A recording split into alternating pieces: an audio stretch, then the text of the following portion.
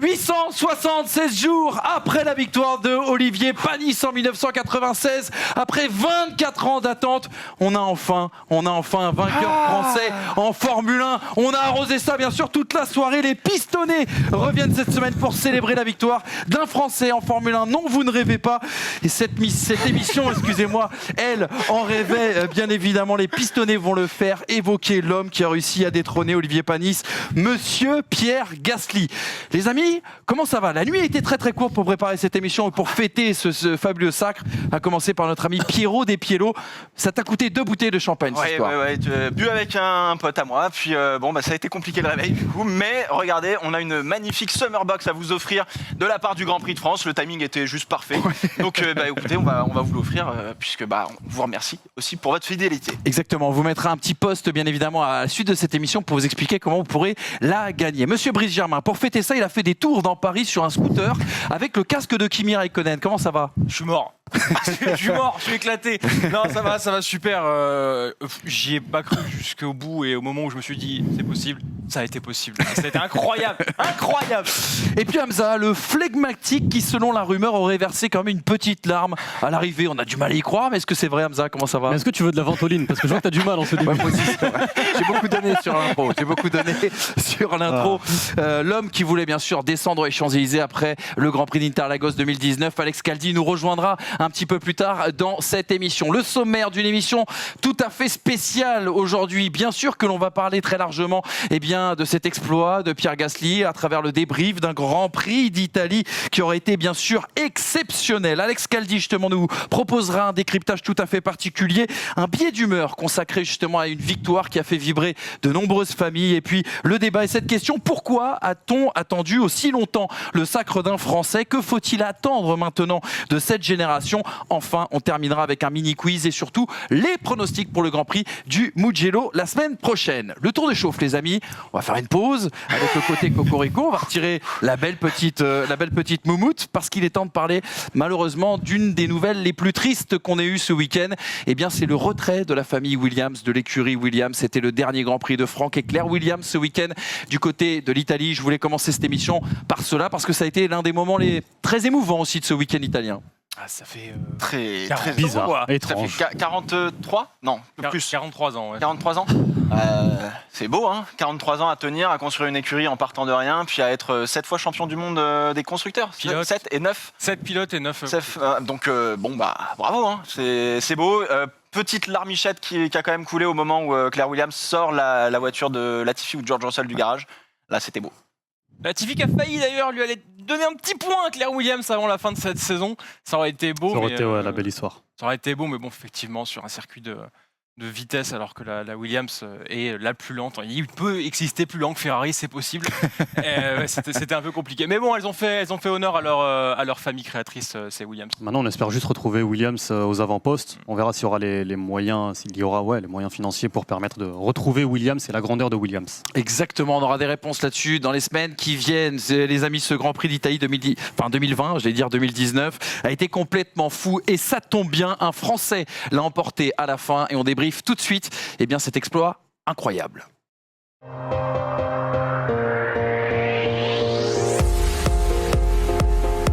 Impossible n'est pas français. Le Grand Prix d'Italie est le circuit le plus rapide de la saison qui a consacré une Alpha Tauri. Non, vous ne rêvez pas, bien évidemment, pour la première victoire de Pierre Gasly dans sa carrière. Podium inédit, puisque Carlos Sainz Jr. prend la 2e place et Lance Stroll la 3e. À noter les 5e et 7e places des Mercedes, le double top 5 pour McLaren, le double top 10 pour Renault et le double abandon pour Ferrari. Ce qui nous emmène, tout naturellement aux 4 enseignements de ce Grand Prix d'Italie 2020 avec Gasly, la grande surprise, Hamilton pénalisé et des Mercedes en sueur. Sainz doit-il être déçu ou heureux? C'est la question qu'on vous pose. Enfin, le retour du top flop des pistonnés où on parlera de Renault, de Ferrari et d'Alfa Romeo. Allez, on part tout de suite sur, je sais, vous voulez en parler, ça fait depuis hier soir que vous retenez la victoire surprise de Pierre Gasly, sa première en Formule 1. Il devient par la même occasion le plus jeune Français vainqueur d'un Grand Prix, la première victoire d'Alpha Tauri sous cette appellation-là.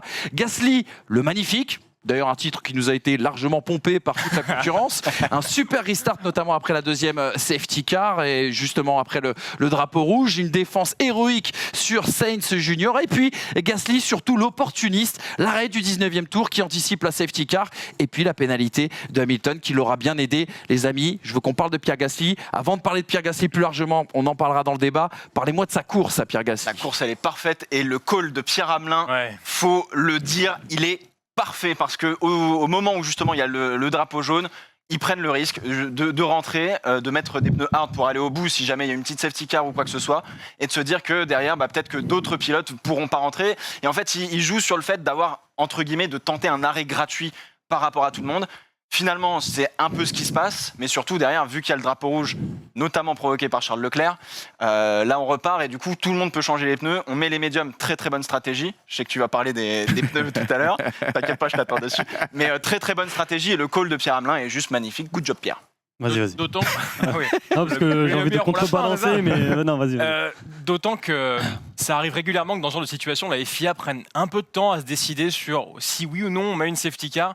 Et c'est vrai que en fait, ça donne un petit peu un avantage à l'écurie qui parie parce que en fait, là, c'est comme si on était un petit peu omniscient dans le futur. On se dit, ok, on sait qu'on va avoir une safety car, peut-être. Donc, ils ont rien à perdre. AlphaTauri n'a rien à perdre. Ils jouent les points, 1, 2 points. Là, je veux dire, ils perdent pas grand-chose à tenter quelque chose qui peut amener un fait historique pour eux, parce que c'est une écurie qui n'a même pas 10 mois, en l'occurrence.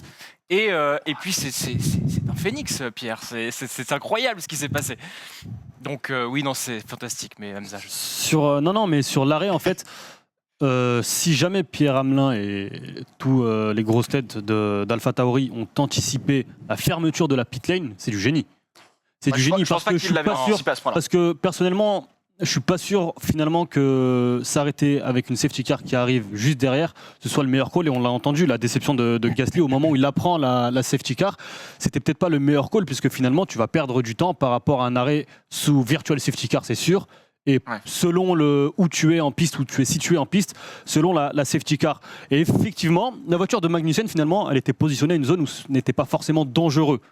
Mais comme tu ne pouvais pas évacuer la voiture, effectivement, il y avait ce risque de safety car, et comme c'était proche de la pit lane, de fermeture de la pit lane. Et ça, c'est du génie si jamais ils y ont pensé. Une petite réaction, celle bien sûr de Pierre Gasly à l'arrivée de cette course qui déclarait ceci. Regardez, on va le découvrir bien sûr en même temps. Eh bien, il disait c'était une course folle. On a tout misé sur la safety car. On était aussi très rapide pendant toute la course. Pourtant, c'est un circuit de moteur et nous avons gagné, même si on savait que les moteurs Renault nous donneraient du fil à retordre. J'ai traversé tellement de choses ces 18 derniers mois. Je n'ai pas les mots. Le team m'a donné ma chance en F1. Je leur offre aujourd'hui ma première victoire. Est-ce que le truc le plus fou, c'est pas que Pierre Gasly il est gagné avec une AlphaTauri et un moteur Honda? Parlez-moi un peu. Non, c'est même pas le truc le plus fou parce qu'au final, tu le sens plus proche de la win au Brésil, tu le sens plus proche de la win hier que n'importe quand avec Red Bull en fait. Il est mis dans les conditions qui sont spectaculairement bonnes pour lui avec AlphaTauri, avec Toro Rosso c'était déjà le cas. Donc non, en fait, c'est pas surprenant de le voir avec une AlphaTauri, c'est surprenant de voir une AlphaTauri gagner, mais dans sa carrière, dans sa construction de pilote, dans sa confiance, dans le mental qu'il amène, dans l'envie qu'il a de bien faire, c'est pas surprenant que ce soit sur AlphaTauri. Je suis désolé, mais je pense pas que ces tours-là, à cette position-là, avec 23 tours à faire, il aurait pu les faire avec une Red Bull. Ouais, vraiment. Pareil, je pense, en fait, Pierre Gasly a eu un regain de confiance en revenant chez Toro Rosso puis AlphaTauri.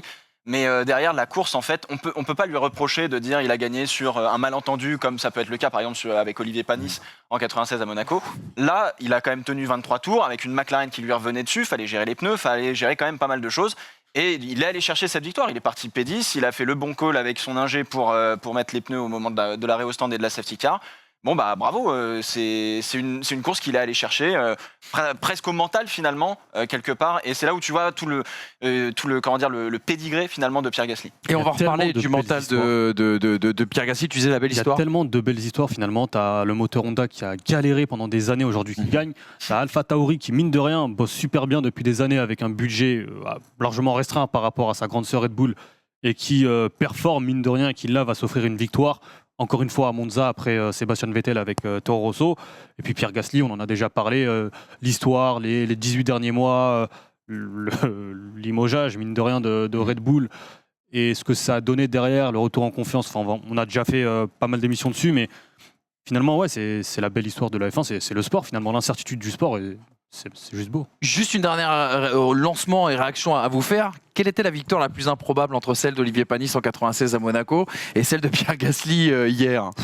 Celle de Panis quand même. Parce qu'on a deux victoires qui sont complètement C'est- hautement improbables quand même. Oui, non, clairement, je dirais plus de celle de Panis parce que les circonstances de course sont vraiment, vraiment incroyables. C'est de la survie en fait. Hein C'est de la survie. C'est de la survie. Là, c'est plus de la vraie course, entre guillemets, où effectivement, il faut que Hamilton se prenne une pénalité, il faut que Verstappen soit un peu au fond du trou, il faut que Bottas soit pas très bon. Enfin, donc, du coup, il y a quand même quelques circonstances de course, mais il faut aller la chercher. Moi, je prends le contre-pied. Je pense que c'est celle de Pierre parce que une raison toute simple, à l'arrivée, il y avait 16 voitures ou 17 voitures et qu'avec l'AlphaTauri, il a gardé tout le monde derrière. Et que sur 25 tours, je trouve ça assez fou quand même. On va pas se le cacher, si Pierre Gasly a gagné aujourd'hui, ou hier plutôt, c'est aussi parce que les Mercedes étaient en sueur, aussi parce que Lewis Hamilton a été pénalisé. Regardez plutôt les faits de course du côté des flèches noires. Bottas qui rate complètement son départ, passé de P2 à P6 sur le premier tour. Impossibilité, et ensuite pour le Finlandais de trouver du rythme dans le peloton avec une Mercedes en surchauffe. Et puis Lewis Hamilton, la pénalité qui a tout changé. Lui qui menait avec 10 secondes d'avance après 15 tours, on se disait ça y est, la course est déjà pliée. Il rentre au stand alors que la pit lane est fermée.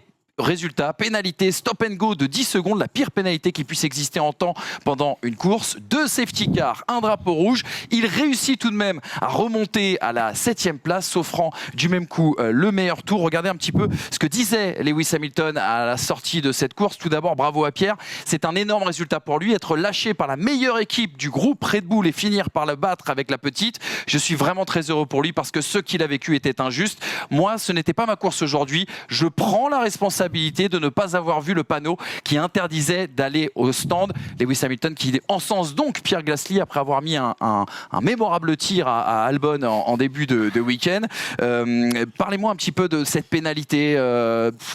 elle À est qui la dure. faute, il prend la faute. Lui, en tout cas. Ouais, mais la pénalité est très dure dans le sens où il n'y a pas de feu comme sur d'autres circuits. Il n'y a pas un feu qui est à l'entrée des stands et là le feu est à l'opposé alors que tu rentres à droite. Et là tu fais mais Dans la parabolique. Hein, dans la c'est ça. parabolique sur un panneau LED justement qui sert à avertir les pilotes, etc. Et t'es là, c'est quand même un peu chelou, c'est dommage. Alors oui, il fallait fermer la pit lane pour des raisons de sécurité parce que la Haas était peut-être un peu trop proche par rapport à plein de choses et que les voitures elles rentrent quand même à 200 km/h dans la voie des stands et qu'il y a des commissaires, etc. Donc là, je trouve la pénalité un peu dure dans le sens où c'était quand même à la FIA de mettre du coup un feu stop à l'entrée des stands comme c'est le cas partout, en fait. comme sur tous les circuits. Et c'est ça que je comprends pas. Je me dis mais attendez, on va à Monza et le gars qui fait le tour du circuit pour dire grade 1 pas grade 1, il voit pas qu'il y a il y a pas de feu, quoi. Il n'y a pas de feu rouge en Il y Italie. a pas de feu Trace. rouge. Non, mais ouais, c'est ça. C'est méthode italienne, quoi. Ah, marqué. Mais en mais c'est vrai, abusé, ce franchement, qui est bizarre, c'est vraiment cet affichage qui était même pas un feu rouge, c'était 2 croix jaunes. Et je sais même pas s'ils savent ce que ça veut dire. Si, je pense. Alors, ils sont obligés de le savoir. S'ils l'ont pas su et que la FIA a pas fait son boulot, là, il y a un problème. Hamilton a fait problème- l'ingénieux après la course. Hein. Le problème, c'est que c'est même pas sur la trajectoire. Enfin, Ouais, la trajectoire c'est ça qui me- naturelle moi, c'est du ça qui me pilote. Enfin, c'est à l'extérieur, c'est Ouais. complètement à l'extérieur de la Regarde, piste. tu Il est en regardes train de pas ça, prendre son virage sur la parabolique. Alors même au ralenti, Ouais, quand même, tu restes les yeux rivés sur ton volant, sur la piste, sur ce que tu veux, mais tu vas pas chercher à regarder un panneau lumineux qui a 40 ou 50 mètres. Après, le souci, il est pas là parce que si en fait il y avait réellement un gros souci là-dessus, tout le monde serait rentré, tout le monde aurait pris une pénale. Il y a que 2 petits pilotes. Ouais. Après ça, il y a que Giovinazzi et Hamilton. Non, mais après, Donc- Mercedes aussi, il faut. Enfin, Oui, c'est- voilà. Mais moi, Ah, je pense que la faute est surtout là parce que le pilote, tu vas pas me dire qu'on lui met une Angela à côté de lui pour lui tenir son parapluie, pour lui recoiffer ses cheveux, pour lui allumer sa trottinette, si c'est pour derrière lui demander de regarder les feux. Non, c'est à Mercedes de s'en occuper, ça on est d'accord. Bon, Mercedes, ils ont reçu une alerte par la FIA en disant Comme pit tout le lane monde. fermée. Tout Et le comme tout le monde. Sauf que à ce moment-là, Mercedes visiblement a quelque chose à foutre. Après, c'est aussi une histoire, on en parlait tout à l'heure, c'est le timing, c'est une histoire de réussite Bien et sûr. de malchance du coup pour Lewis Hamilton parce que Ouais. c'est le premier à être entré au stand, c'est peut-être celui qui était le plus proche du coup de la pit lane et peut-être que Mercedes n'a pas eu le temps de regarder, c'est ce qu'expliquait Toto Wolff. Ce message en fait il arrive sur une page qui n'avait pas été regardée à ce moment-là parce qu'il y avait l'urgence de la préparation de l'arrêt au stand. Et c'est peut-être ce qui, c'est 10 ou 15 ou 20 secondes, je sais plus combien d'avance avait exactement Lewis Hamilton, c'est ce qui a permis à McLaren et à tout le monde finalement qui était loin derrière de ne pas commettre cette même erreur, à part Giovinazzi et et Alfa Romeo. Un autre aspect en parlant de Mercedes, c'est la course de Valtteri Bottas qui en dit long sur l'état psychologique de Valtteri Bottas, qui en dit long aussi sur certaines problématiques que peut rencontrer cette Mercedes. Regardez ce qu'il disait, le pilote finlandais, le numéro 2 chez Mercedes. Nous avons essayé de changer un peu les protocoles depuis que j'ai failli faire un faux départ en Hongrie et j'avoue que ça me perturbe un peu. Là, il évoque bien évidemment son départ complètement raté. Ce n'est pas le premier dans cette saison. J'ai été ensuite handicapé par une température de moteur très élevée. Je devais donc soulager et me mettre en roue libre. Excellente émission de cyclisme au passage, pour gérer le refroidissement de la voiture tout le temps. Valtteri Bottas s'est-il trompé de capsule Nespresso avant ce départ? Est-ce un problème de protocole sur le volant uniquement? Est-ce un problème psychologique? Et cette surchauffe qui a beaucoup gêné la Mercedes lorsqu'elle s'est retrouvée dans le paquet. Oui, pas que Valtteri Bottas. Et exactement la même chose pour Lewis Hamilton. Lewis Hamilton, hein. C'est-à-dire qu'on mettait la Red Bull aux fraises ce week-end en disant qu'elle était vraiment moins vite. Au final, Lewis Hamilton, tout sextuple champion du monde qu'il est, a galéré à dépasser Alex Albon. Le fait, il est là. C'est que la Mercedes, comme toute autre voiture, dès qu'elle se retrouve derrière quelqu'un, elle a des problèmes. Donc effectivement, Valtteri Bottas a des soucis, lui, personnel, à gérer ça. Attends, je suis désolé, mais le départ qu'il fait, peu importe en fait. Leclerc, il fait des meilleurs départs que ça avec une Ferrari. Désolé. Vas-y, mais dis-moi ce que tu veux sur Bottas. En gros, c'est la Excusez-moi. cata, Bottas. C'est la Excusez-moi, cata. excusez-moi, Mais Hamza, il est P6 au premier virage. Excusez-moi, mais il a raté un départ, d'accord. Il aura- il en a raté Dans le combien monde, dans le monde de la F1, personne n'a jamais raté un départ. Ouais, mais arrête, Oh, parce que mais ça, tu sais très bien que c'est genre le arrête, troisième depuis le début Non, de mais saison. son qui départ, rate.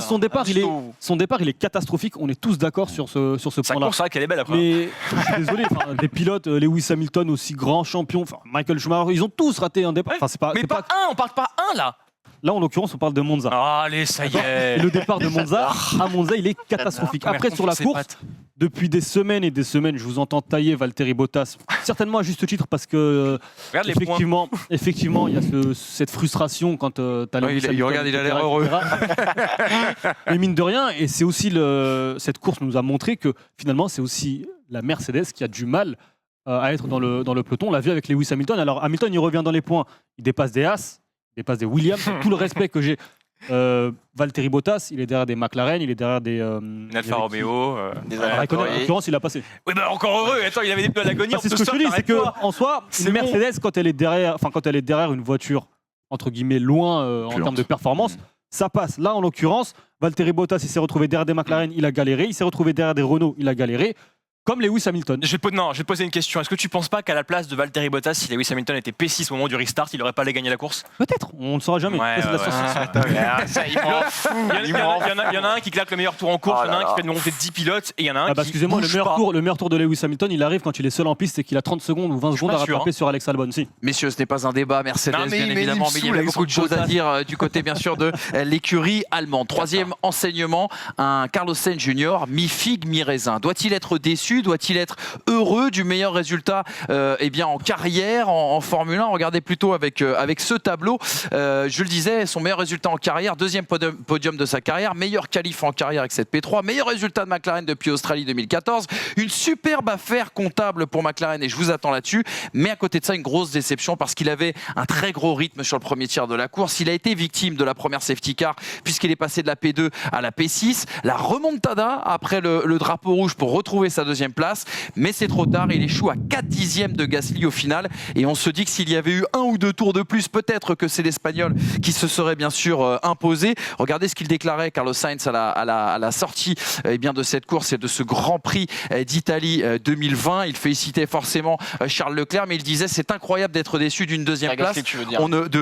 C'est de Pierre Gasly. C'est incroyable d'être déçu d'une deuxième place. On ne pouvait pas imaginer qu'on allait se battre pour la première place et pourtant on avait un rythme extraordinaire. Si la course avait été normale, j'aurais dû finir deuxième derrière Lewis. Le sentiment aurait été différent. Je reste très heureux de cette deuxième position. Félicitations à Pierre. Carlos Sainz, on l'espère pour lui, qui aura une revanche avec Ferrari devant du public à Monza en 2021. Alors déçu ou frustré, Carlos Sainz?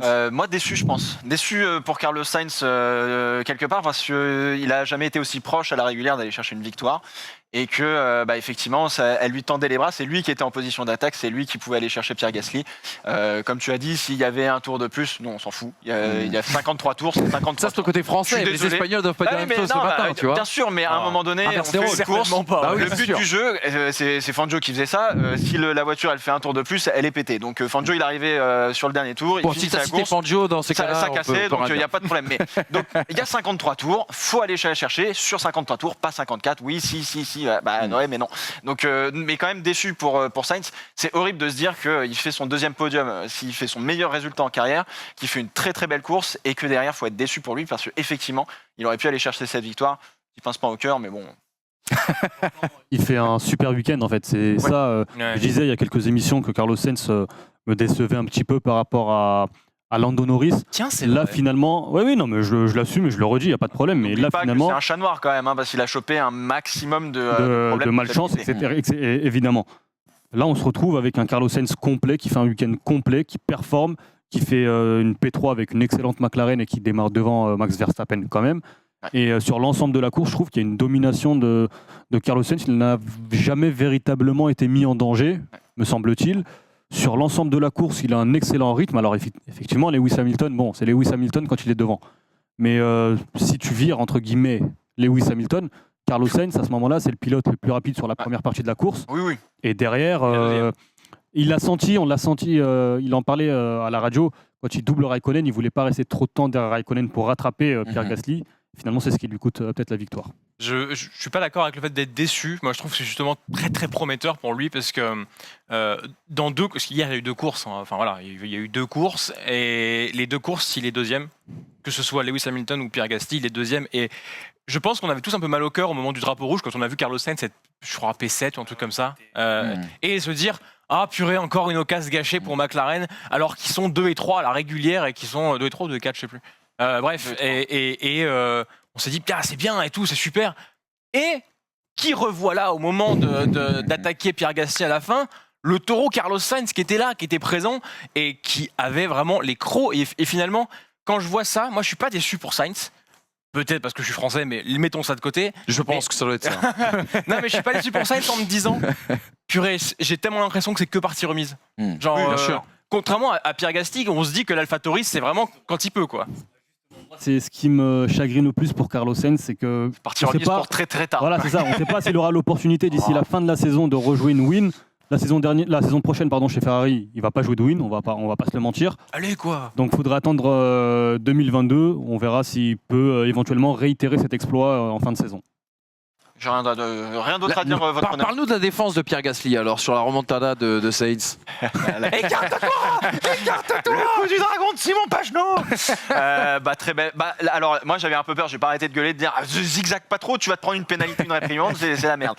Donc, au final, non, effectivement, j'avais un peu peur, mais la défense, en fait, tout le boulot s'est fait sur la gestion des pneus pendant sa course. C'était vraiment ce à quoi il fallait s'attendre, garder un petit peu de jus de pneumatique pour les 2-3 derniers tours, garder un petit peu de jus moteur, on va dire, à la fin aussi, pour au cas où Sainz revienne, le laisser revenir parce qu'il allait revenir quoi qu'il arrive, se concentrer sur son pilotage. Et comme on en discutait avec Julien Febro hier, effectivement Pierre Gasly a dû voir la McLaren beaucoup plus grosse dans ses rétroviseurs que jamais. Je pense qu'il devait penser que la voiture était à 50 cm derrière, alors que bon, il y avait quand même un peu de marge. Mais belle défense de Pierre Gasly. Ouais. Eh ben, on va nous diriger tout de suite sur le 4e enseignement, le top flop. Il y a plus de flop que de top, vous l'aurez compris. D'ailleurs, c'est le moment, je crois, d'enfiler la casquette Ferrari parce que le week-end a été plutôt compliqué. Elle est un peu petite cette casquette, en effet. Mais j'ai beaucoup de cheveux, les amis. Regardez un petit peu le top flop et qui va défendre quoi. Brice va nous parler du pire week-end de Ferrari à Monza. Pierrot de Renault, finalement décevant. Ça vient nous plomber l'émission de la semaine d'avant. Et puis de Hamza qui, alors là, surprise, veut parler de la belle initiative d'Alpha et je pense que ça va faire réagir. On attaque avec Ferrari. Brice, parle-nous un petit peu de ce week-end catastrophique du côté de Monza. Est-ce que vous vous souvenez d'un certain Michele Alboreto et René Arnoux? Oui, mais c'était il y a longtemps, je ne l'ai pas né. Vous voyez un petit peu la qualité d'image à l'époque? Oui, Eh ben, c'est l'époque de la dernière aussi mauvaise qualif Ferrari à Monza. 11e et 14e à l'époque pour les deux pilotes, c'est dire à quel point le marasme s'est emparé de la Scuderia Ferrari. Donc ça fait 36 ans que la Scuderia Ferrari n'avait pas connu une pire qualif. 95, c'est le pire résultat en course de Ferrari avec Gerhard Berger et Jean Alesi, c'est vous dire. Au moins si Charles Leclerc est idolâtré comme Jean Alesi, au moins ce sera déjà ça. chez Ferrari. Non, mais voilà, il y a rien qui va. Ils ont quand même tenté quelque chose. On doit au moins mettre ça à leur crédit, d'avoir tenté un pari aéro. Je pense que les mots de Vettel après le dernier Grand Prix qui était la Belgique ont été importants. Il a appelé à l'unité. Il y a eu quelque chose de tenté au moins ce week-end chez Ferrari. Néanmoins, c'était un pari et le pari quand même était très dangereux. Il fallait compter sur un Sébastien Vettel quadruple champion du monde. Il fallait compter sur un Charles Leclerc qui a un coup de volant de génie pour maintenir cet SF1000 en piste. Vettel a eu un problème qui aurait pu le tuer, très clairement, parce que c'est arrivé à un endroit où, fort heureusement, c'est du polystyrène et pas un rail en béton, en acier, ou un mur, exactement. Et Charles Leclerc qui a fait ce qu'il pouvait, mais le génie, au bout d'un moment, ça ne surpasse pas les lois de la physique. Et quand on essaye de faire aller un moteur qui va à 300 à l'heure, à 340 à l'heure, forcément, la voiture, la physique, elle ne peut pas suivre, l'aéro ne peut pas suivre. Et c'est presque normal que Charles ait perdu la voiture à un moment donné.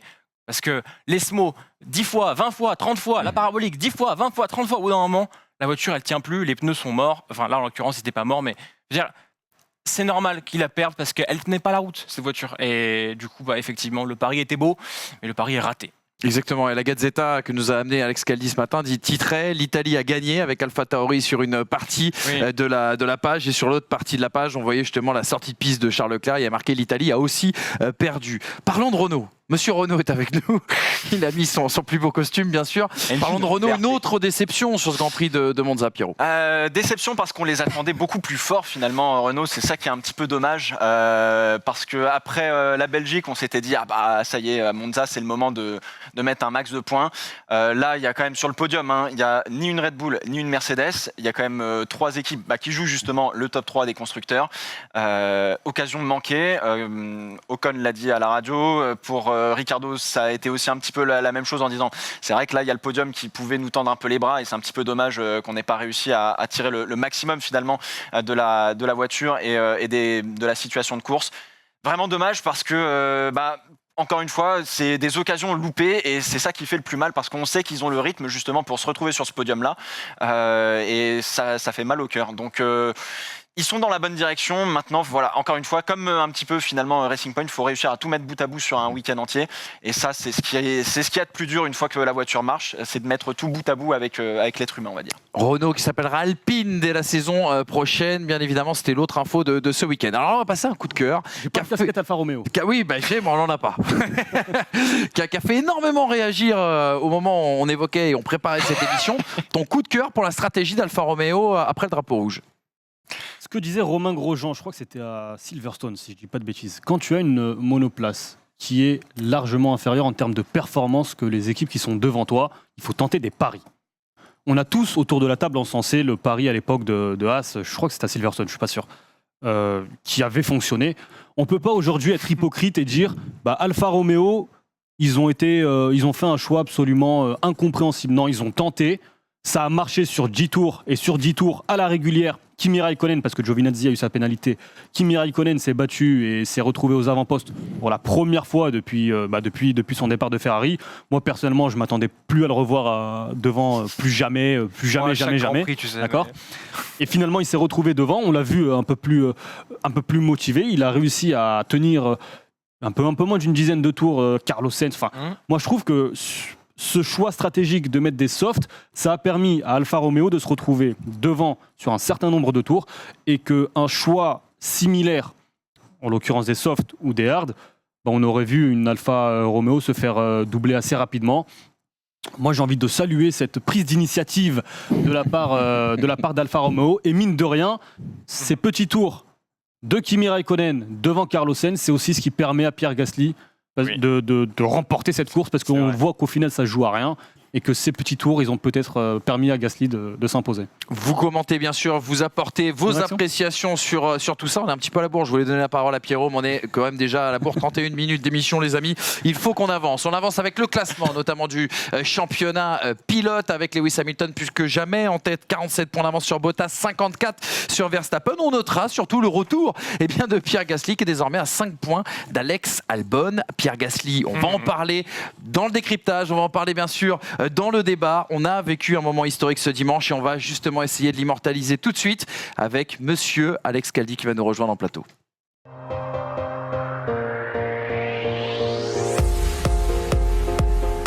Un décryptage tout à fait particulier aujourd'hui parce que forcément on va rien essayer de vous apprendre sur la discipline et sur la Formule 1 et sur ce Grand Prix. Non, on va partager une émotion avec un billet d'humeur d'Alex Caldi qui voulait remercier, au nom de toute la famille Caldi d'ailleurs, la performance de Pierre Gasly. C'est vrai qu'il y a peut-être une chose à dire seulement. Ce que j'ai envie de te dire, Pierre, c'est une lettre ouverte. Merci. Merci Pierre pour ce moment, sûrement un moment de bonheur que l'on se souviendra dans la postérité. Pierre, je vais mettre directement les pieds dans le plat. Je voulais te remercier car tu as rendu heureux mon père de 70 ans, et pour cela je t'en serai éternellement reconnaissant. L'émotion sportive est l'une des plus belles choses que le monde puisse offrir. C'est une émotion unique que l'on ressent peut-être que trop rarement. Une émotion venue lors d'un après-midi dominical, ma foi fort banal, avec un Grand Prix qui semblait se diriger vers une 72e millième victoire de Lewis Hamilton. Pourtant, ce dimanche, eh bien, il t'était destiné à triompher. Cette victoire, ta première, est d'autant plus savoureuse que tu as été la chercher au mental avec calme et sagesse. À plus de 320 km/h, tu as su trouver la lucidité pour savoir tenir sous la pression d'un Espagnol assoiffé, lui aussi d'un premier succès en Formule 1. Le mental, peut-être l'une de tes forces qui a su te relever il y a un an lorsque Red Bull te rétrogradait chez Toro Rosso, peut-être pour le moins un petit peu salement. Un an plus tard, le destin fait bien les choses visiblement. Déjà, réaliser le premier podium de ta carrière au Brésil l'an dernier, c'était quelque chose. Et là, enfin, devenir vainqueur d'un Grand Prix, on est maintenant dans l'euphorie. Un premier succès à Monza qui relève aussi de l'exploit puisqu'elle est enlevée au volant d'une modeste AlphaTauri, une ex-Toro Rosso, une ex-Minardi. Le dernier qui a fait ça est aujourd'hui quadruple champion du monde et ce dame Sébastien Vettel, excusez du peu. Le dernier en tout cas, Vettel, aujourd'hui c'est toi, Pierre Gasly, tu es donc rentré dans ce cercle très fermé des pilotes vainqueurs de Grand Prix. Depuis le premier championnat du monde en 1950, tu es le 109e pilote à remporter un Grand Prix. Une victoire en F1, ce n'est pas simple. C'est vrai qu'en voyant Lewis Hamilton remporter un Grand Prix chaque week-end, ça pourrait ressembler à de la banalité. Pourtant, connaître ce doux bonheur relève du sacrifice qui commence très jeune. Montrer sa valeur et son talent dès l'âge de 8 ans, un peu comme toi, Pierre Gasly, eh bien, tu as prouvé qui on pouvait devenir, et ce, dès le karting. Une maturité précoce pour se battre, gagner, perdre, se relever, travailler, prouver et démontrer qui on est. C'est un peu ça, Pierre Gasly, se relever pour gagner. Après ta rétrogradation de chez Red Bull, tu n'as rien dit dans la presse, pas critiqué ce choix. Tu as prouvé sur la piste qui tu étais réellement. Un mental à prendre en exemple, qui que nous soyons, quoi que nous faisons, avoir une force de caractère dans les moments difficiles parce qu'il faut savoir reculer d'un pas pour avancer de deux. 13e pilote français à remporter un Grand Prix, ce cercle est encore plus fermé et encore plus difficile à y accéder. Et pourtant, tu as réussi à le faire, à remporter un Grand Prix en étant français.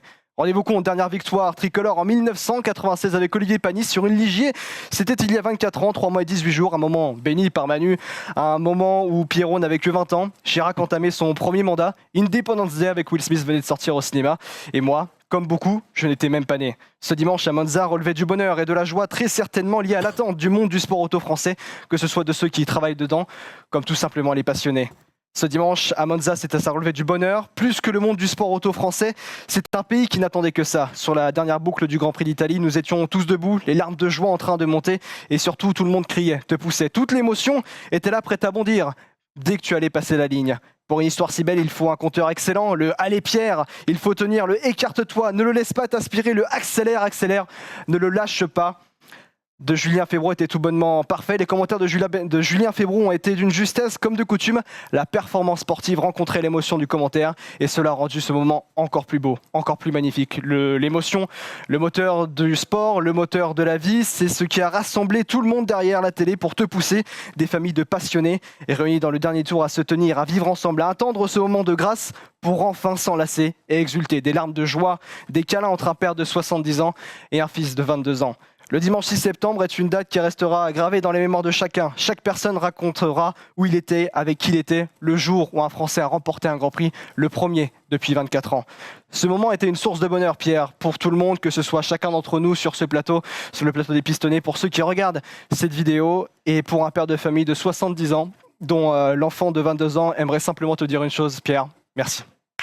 Bravo monsieur Alex Caldi pour ce message poignant. J'ai appris quelque chose, c'est que Pierrot Despiello avait 20 ans au moment de la victoire d'Olivier Panis. Bah dis donc, la chirurgie esthétique fait très bien les choses. Merci Alex, merci beaucoup pour ce moment d'émotion. Pierre Gasly, on continue d'en parler. On va parler de la France du sport automobile, de la France de la Formule 1 qui a attendu 24 ans. On va se poser la question du pourquoi et on va surtout se projeter maintenant sur l'avenir avec cette bonne nouvelle. C'est tout de suite le débat.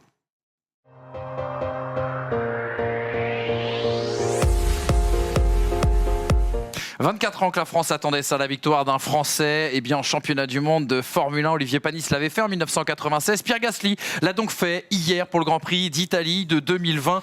Parlons dans cette première partie de ce débat et de ce focus tout à fait particulier sur nos pilotes français.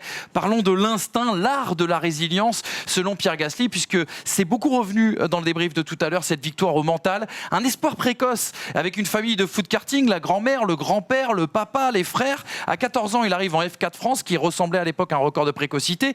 Plus jeune champion d'Eurocup à 17 ans, plus jeune Français vainqueur en Formule 1, plus jeune Français à être monté sur la boîte également en Formule 1, mais un Français qui a dû ronger son frein, rappelez-vous, des 1015 jours de disette lorsqu'il était en GP2, en difficulté à ce moment-là. Ce champion de GP2 uniquement lors de sa 3e saison, qui a ensuite été barré en Formule 1 et qui a dû s'exiler au Japon pour disputer la Super Formula, qui a obtenu un bac F1 alors que ses rivaux de jeunesse y étaient déjà présents, qui a été rétrogradé, on l'a beaucoup dit, de Red Bull à Toro Rosso en pleine saison et qui a dû lutter aussi contre ses démons, celle de la disparition de son pire ennemi quand il était jeune et devenu depuis son meilleur ami. Bien sûr, c'est Antoine Hubert. Pierre Gasly, regardez cette déclaration également d'Alain Prost, le dernier champion du monde français que l'on ait connu. Quand on connaît le parcours de Pierre, même si je supporte un autre pilote français, cette Marseillaise était très émouvante parce que c'est quelqu'un qui le mérite. Il se reconstruit et il progresse dans sa manière d'être. Il dégage énormément de confiance. Alain Prost, le patron du meilleur ami de Gasly, et c'est bien sûr ironique. Une petite question, les amis. Concentrons-nous un petit peu sur la carrière de Pierre Gasly. Qu'est-ce que dit cette victoire de la personnalité de ce pilote ? On va parler, c'est une victoire au mental en fait pour Pierre Gasly, c'est une victoire psychologique, c'est montrer que en fait le sport, tout le monde est très très bon. Tout le monde est excellent sur le sport de haut niveau, mais surtout, en fait, c'est le mental qui prend le dessus. Il y a toujours ce moment-là, ce petit dixième, cette petite chose de rythme en course qui fait que tu gardes tes pneus, etc. Tout ça, c'est au mental. Et il s'est construit justement ce mental-là. Il a pris des sacrés coups dans la tronche et il a su à chaque fois se relever, retourner sur le ring avec le sourire, toujours appréciable, et boxer pour aller chercher une victoire, quoi. Donc, depuis la plus tendre jeunesse, Pierre Gasly... un très bon. Pascal Gasly, la maman de Pierre, racontait une anecdote à Eric Bilderman du journal L'Équipe en expliquant que quand il avait 8 ou 9 ans, il n'avait pas gagné une course et qu'il était revenu dans les bras de ses proches en pleurant, en disant « Je n'arriverai pas à mon rêve, je n'arriverai pas à ça, je n'arriverai pas à la Formule 1 à gagner juste pour une course ».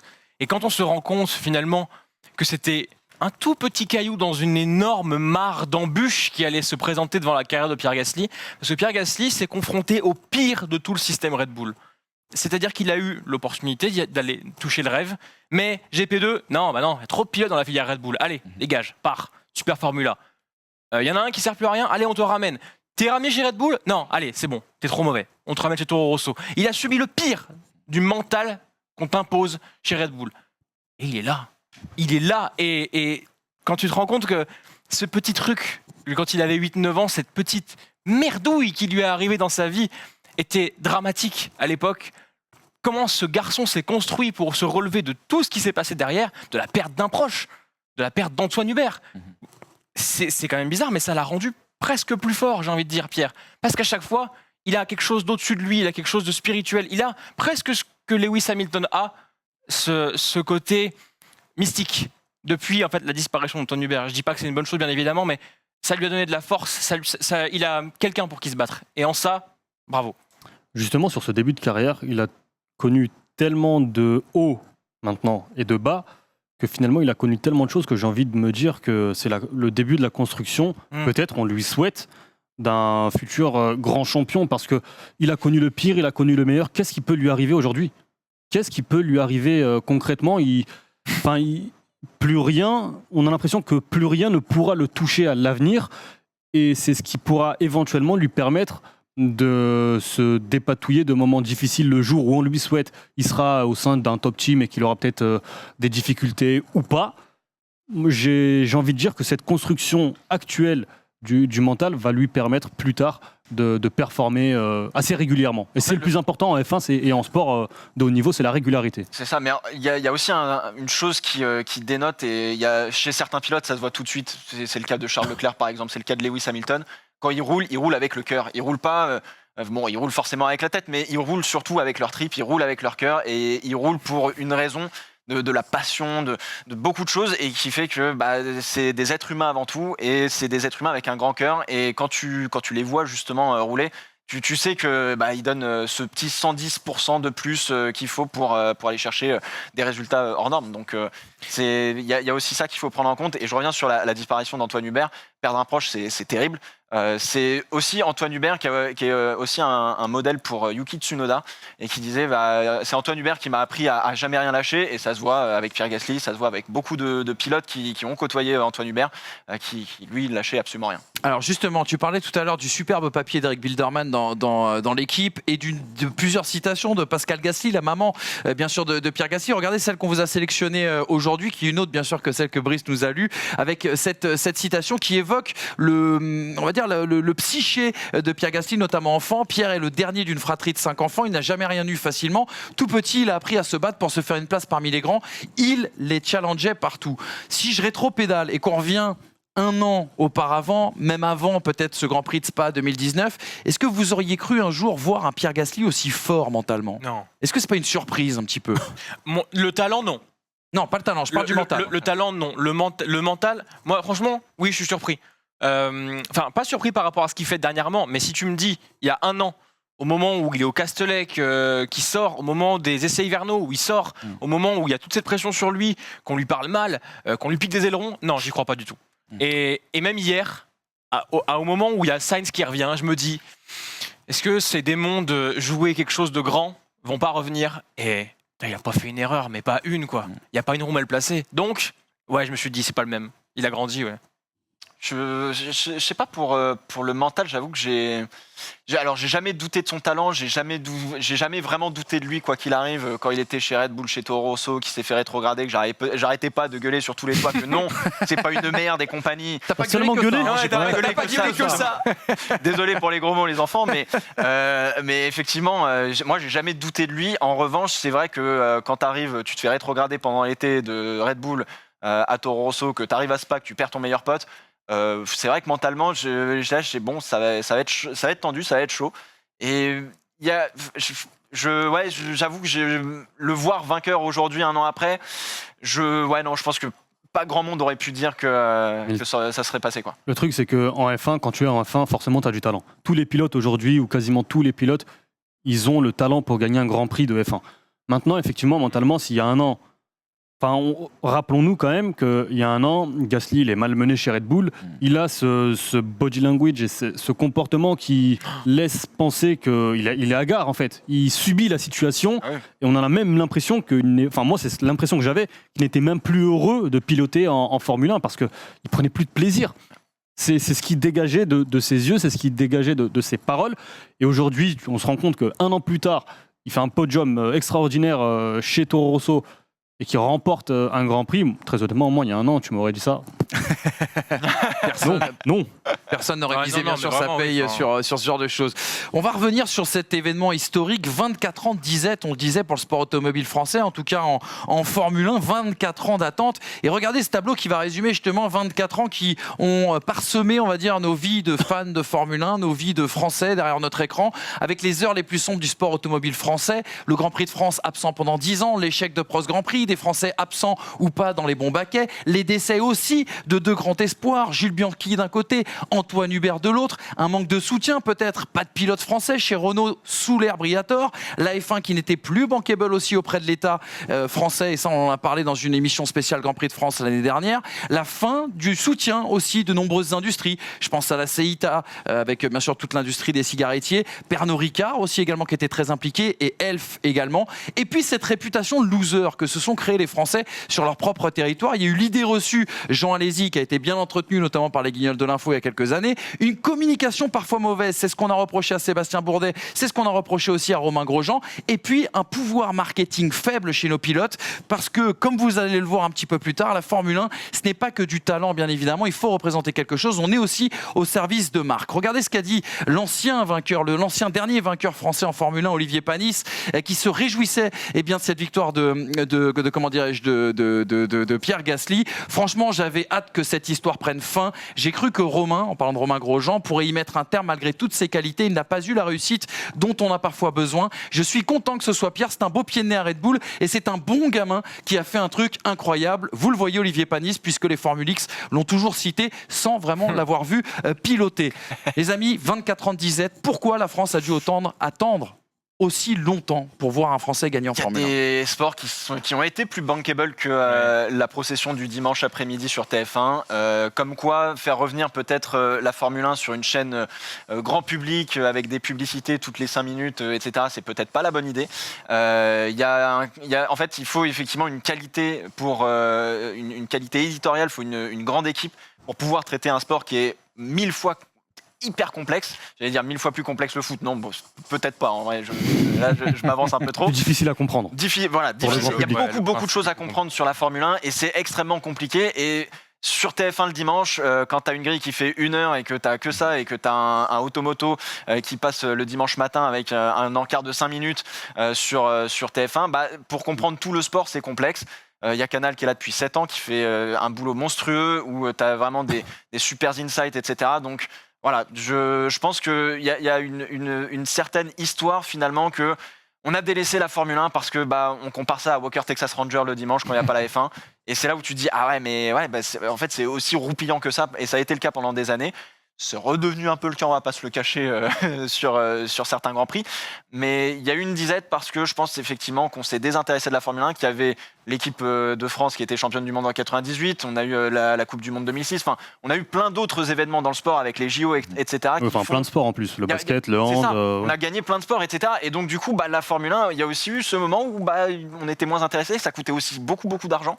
Et donc, on était c'est des bagnoles qui tournent en rond, quoi. Donc, Il y a pour en fait mettre en avant des talents en sport automobile et pour créer un terreau fertile, il faut des investisseurs. Ça, c'est pas quelque chose de nouveau. Soit public, soit privé. Sauf qu'on a eu une période où le public s'arrachait la tête à savoir ce qu'il devait faire ou non, si c'était bien de faire un Grand Prix de F1, si c'était rentable, écolo, machin, c'était écolo, ouais. il y a eu des questionnements. Enfin, je veux dire, c'est pas avec 20 bagnoles qui tourneront sur 3 jours. C'était de la politique. Ouais, voilà.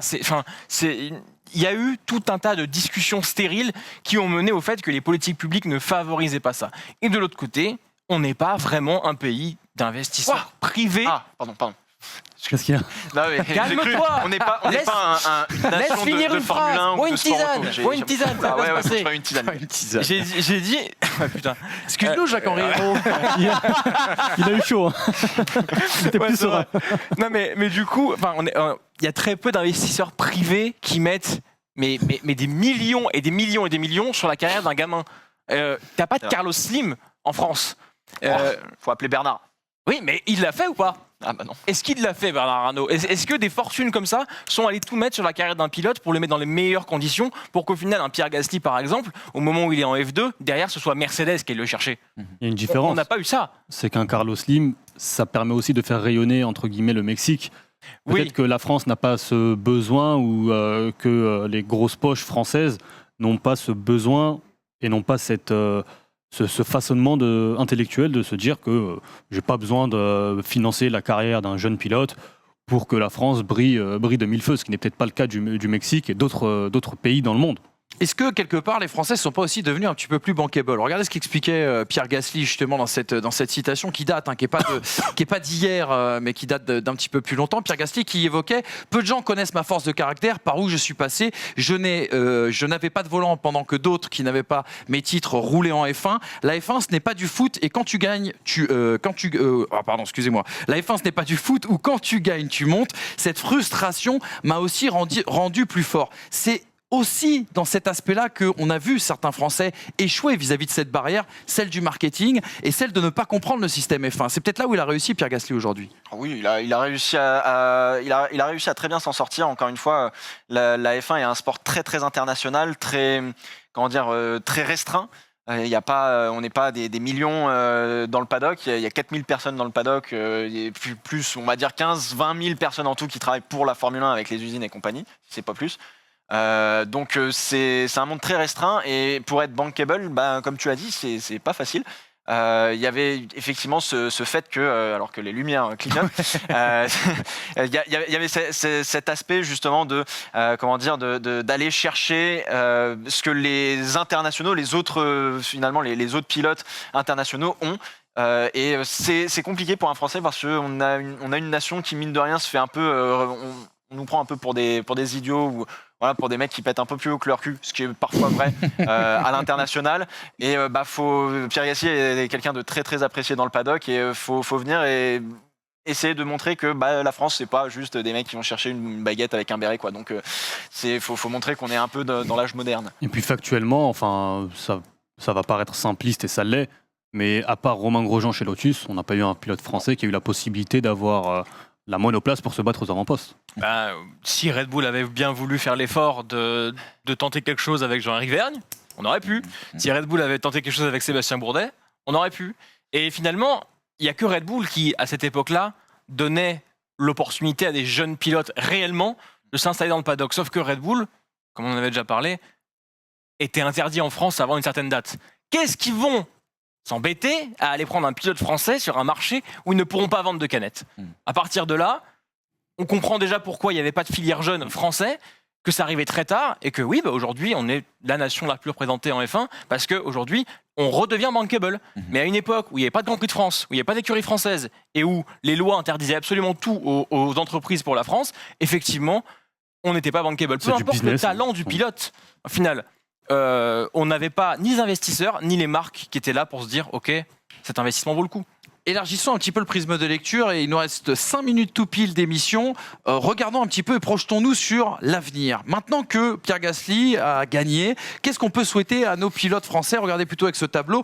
Quel avenir déjà pour Pierre Gasly? Est-ce qu'il faut qu'il reste chez AlphaTauri par exemple la saison prochaine? Est-ce qu'il faut qu'il sorte de la filière Red Bull pour viser le titre à terme? Esteban Ocon peut-il s'inspirer justement de l'exploit de Pierre Gasly? On sait qu'il peut y avoir un peu d'animosité entre les deux garçons. Il y a pu en avoir, mais il peut y avoir aussi une sorte d'inspiration. Lui aussi a eu un parcours d'ailleurs semé d'embûches. Si Gasly l'a fait avec une AlphaTauri, pourquoi Esteban Ocon ne pourrait pas le faire bien sûr avec une Renault? Et puis la question du retour impossible chez Mercedes, pour interrogation, on attend des réponses. Gasly, nouveau modèle aussi pour les jeunes. Théo Pourchaire, on le sait, il est actuellement 3e du championnat de F3. Quid de Victor Martins et d'Adrien David, bien sûr, qui sont en Eurocup cette saison, et de cette victoire qui pourrait aussi, comme l'a dit Pierrot, susciter des vocations chez les jeunes. Qu'est-ce qu'on peut souhaiter maintenant? Qu'est-ce qu'il faut attendre de nos pilotes français? Alors pour faire dans l'ordre, effectivement, je pense que si Gasly, et c'est l'objectif de Pierre Gasly, et je pense de tout pilote de F1, si tu veux être champion du monde, je suis pas sûr qu'il ait l'opportunité malheureusement avec Red Bull,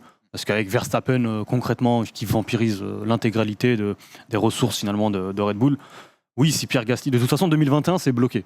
Donc éventuellement pour 2022 et pour la suite, pour l'après, parce qu'il est encore jeune, Pierre Gasly, il faudra, oui, qu'il sorte de Red Bull et qu'il ait cette opportunité. C'est pour ça, pour mine de rien, cette fin de la saison 2020 et l'ensemble de la saison 2021, ça va être extrêmement important pour Pierre Gasly. Il faudra se montrer régulier plus qu'aller chercher un podium ponctuel. Il faudra se montrer extrêmement régulier dans les résultats pour avoir en 2022, on l'espère, l'opportunité de décrocher un baquet au sein d'un top team.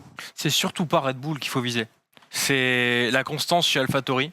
C'est rester là où il est, se dire que c'est une victoire et que l'objectif c'est un step, mais que son objectif c'est d'être champion du monde. Et il faut plusieurs victoires pour ça. Donc qu'il reste à sa place, qu'il continue à faire ses bonnes courses et qui à un moment donné fasse comme Carlos Sainz, fasse comme Sébastien Vettel, fasse comme Daniel Ricciardo, qui trouve son opportunité, mais qu'il ne cherche pas forcément à tout prix Red Bull, les strass de Red Bull.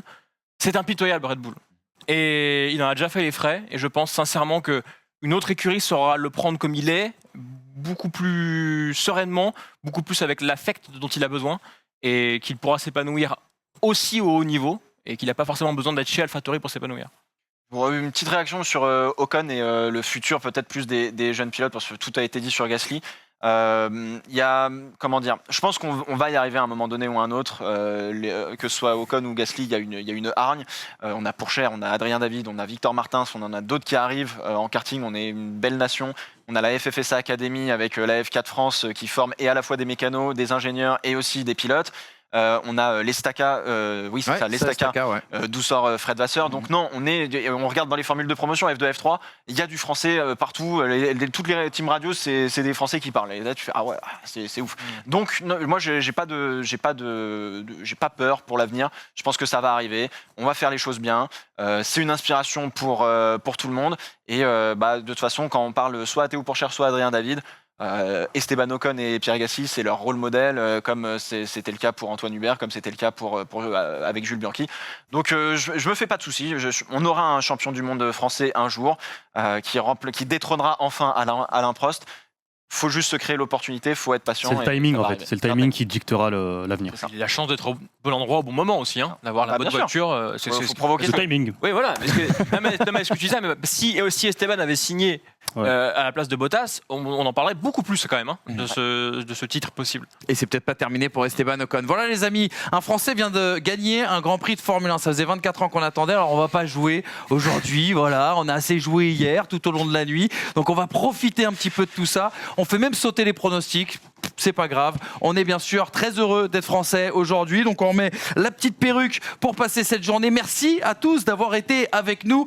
Bravo Pierre Gasly, merci pour ces émotions. Et puis on se retrouve dès la semaine prochaine parce qu'il y aura le 1000e Grand Prix de Ferrari. Ça se passera du côté du Mugello.